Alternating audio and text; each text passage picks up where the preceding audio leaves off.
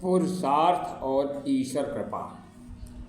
सफलता किस तरह है, यह सवाल तो हर किसी के मन में ध्वनित होता है, पर युवाओं के मन में इस चमक कुछ ज़्यादा ही ऐसी होती है।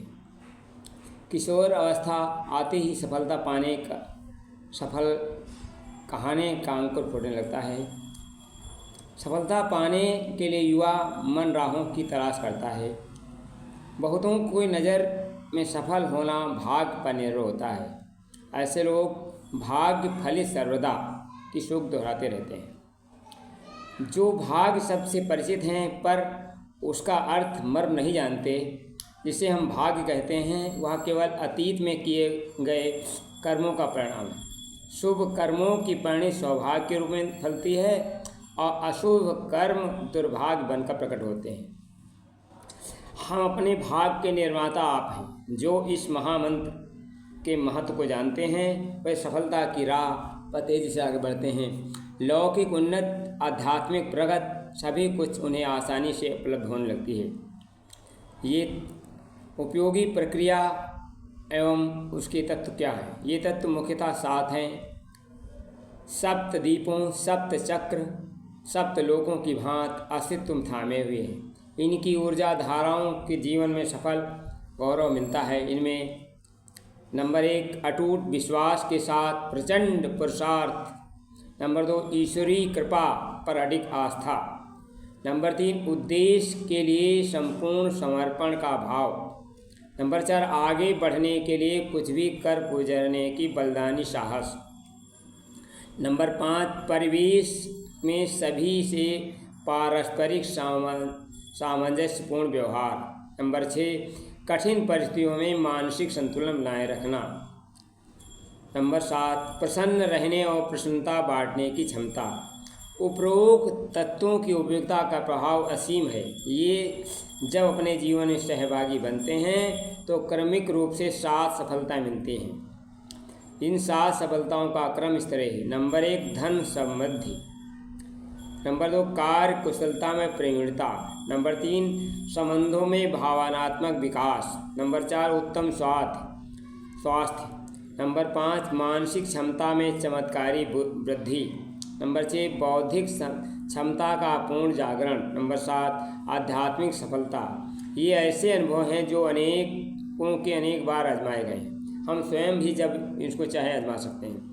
युग ऋषि परम पूज्य गुरुदेव ने अपने जीवन में बहुसंख्यक लोगों को चमत्कारी सफलता की राह दिखाई।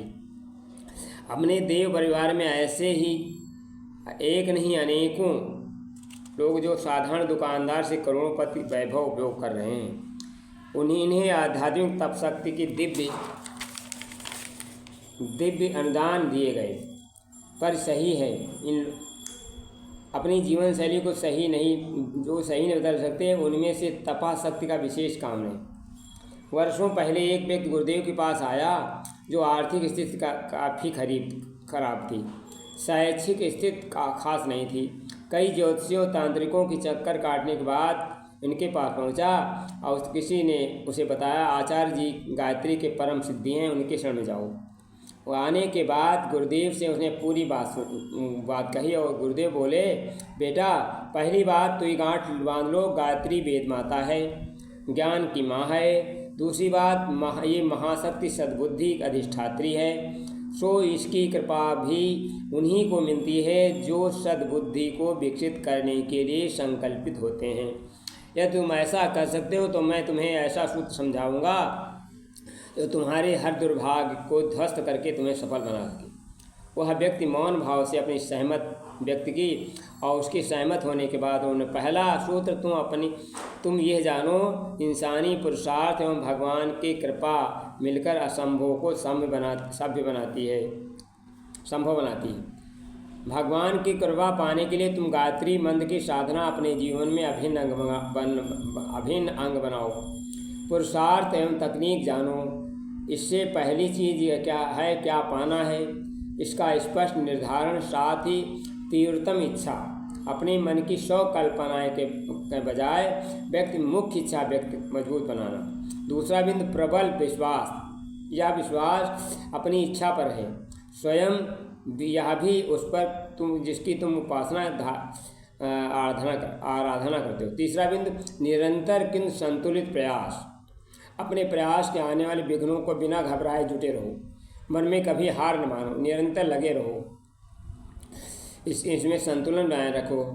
चौथा बिंदु, परिस्थितियों को स्वीकारने का समझने का अवसर को अपनाने की सुविधा मिलती है। पांचवें बिंदु, निरंतर आगे बढ़ते रहने का। इसका मतलब है जीवन में जो परिस्थितियां आए उसको उपयुक्त रास्ता निकालो। ऐसा कहने पर जीवन सफलता में कभी कमी नहीं रहेगी, पर यह सत्य सदा ध्यान रखना, सफलता की ओर अग्रसर व्यक्ति के लिए यह जरूरी है व्यवहार कुशलता रखे। मित्रों, क्योंकि आलस प्रमाद में पड़ करके जो व्यर्थ समय को खोते हैं, वे जीवन व्यर्थ गवा करके फिर अंत समय में रोते हैं। उपयोग समय का जो करते जग उनकी पूजा करता है, वे महापुरुष बन जाते हैं, सौभाग्य उन्हीं का जगता है। उनके जीवन की में सुख सुविधा और पुण्य सदा ही बढ़ते हैं, सिद्ध योगियों के समान अपनी मंजिल पर चढ़ते हैं। जन्म सफल यदि चाहो तो रखो समय का दान, कर्तव्यों की पूर्ण में जग का करो कल्याण। धन्यवाद।